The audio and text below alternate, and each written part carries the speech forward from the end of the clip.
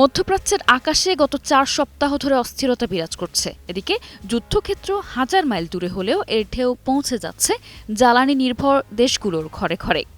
বিশ্ববাজারে তেলের দাম হঠাৎ ঊর্ধ্বমুখী, আর সেই আগুনের আঁচ এখন লাগতে শুরু করেছে বাংলাদেশেও।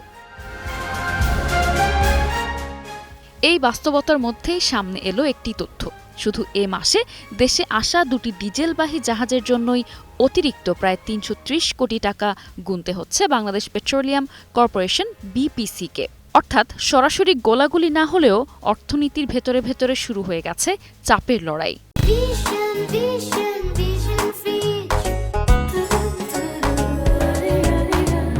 মধ্যপ্রাচ্যে যুদ্ধ শুরুর পরই বিশ্ববাজারে জ্বালানি তেলের দাম বেড়েছে। আমদানি নির্ভরতার কারণে এর প্রভাব এখন বাংলাদেশেও পড়তে শুরু করেছে। সব মিলিয়ে জ্বালানি আমদানিতে আগের তুলনায় প্রায় ১,০০০ কোটি টাকা বাড়তি ব্যয় হচ্ছে। সরকার বাড়তি দামে জ্বালানি কিনতে শুরু করলেও দেশে এখনও জেট ফিউল ছাড়া ডিজেল, অকটেন ও পেট্রোলের দাম বাড়ানো হয়নি। ফলে পরিবহন, শিল্প ও উৎপাদন খাতে এখনও সরাসরি বড় প্রভাব পড়েনি। জ্বালানির দাম বাড়ানো হলে পরিবহন ব্যয় বাড়বে, উৎপাদন খরচ বাড়বে। এর চাপ পড়বে পুরো অর্থনীতিতে। যুদ্ধের আগে বিপিসি জ্বালানি তেল বিক্রি করে মুনাফা করে আসছিল। গত অর্থবছরে সংস্থাটি প্রায় ৪,০০০ কোটি টাকা মুনাফা করেছে। যেমন প্রতি লিটার ডিজেলে ১ থেকে ২ টাকা, পেট্রোল ও অকটেনে ৩ থেকে ৪ টাকা মুনাফা করেছিল বিপিসি।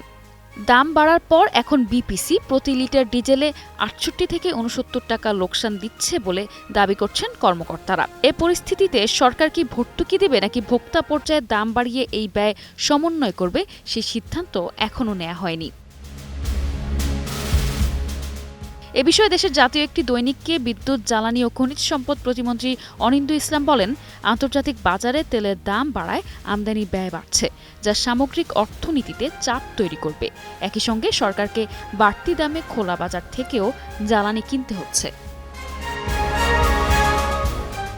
গত ২৮ ফেব্রুয়ারি ইরানে যুক্তরাষ্ট্র ও ইসরায়েলের বিমান হামলার মধ্য দিয়ে মধ্যপ্রাচ্যে নতুন করে যুদ্ধাবস্থা সৃষ্টি হয়। এর পরপরই পাল্টাপাল্টি হামলার জবাবে সংঘাত দ্রুত বিস্তৃত হয়ে পুরো অঞ্চল জুড়ে অস্থিরতা ছড়িয়ে পড়ে।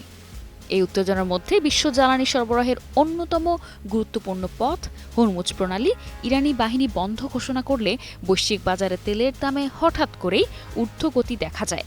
ফলস্বরূপ আন্তর্জাতিক জ্বালানি বাজারে শুরু হয় নতুন করে অস্থিরতা।